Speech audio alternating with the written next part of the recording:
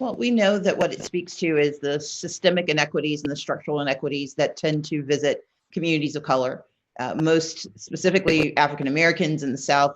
58% of the African American population is in the South, and the South tends to have the highest poverty rate, one of the most fragile public health infrastructures. If you look at what's happened in New Mexico and across the Southwest to Native American populations, and what's also happened to Latino populations, we know that there are structural inequities that have existed for years that have gone unchecked.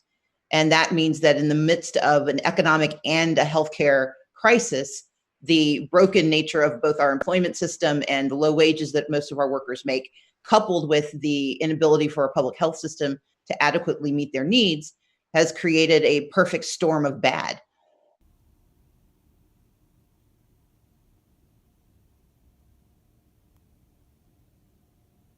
We have to remember every single state in the nation has provisions for vote by mail. The major changes are one, the scale of usage, and two, removing the barriers to access. For vote by mail, we know that no excuse absentee balloting has to become the law of the land. Every state has to basically accept the pandemic as an excuse for mail-in voting.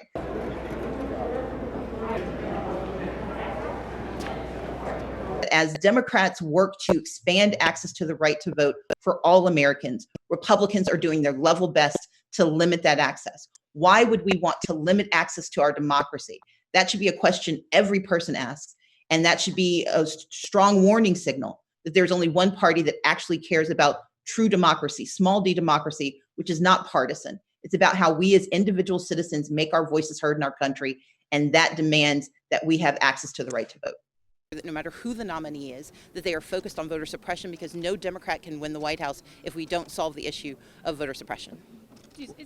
My belief is I'm prepared to serve. I look forward to the opportunities to continue the work that I do on voting rights, on making sure that every underserved community is seen, and that we can recover from this pandemic by fixing the structural inequities that have ravaged communities of color and poor communities in our country.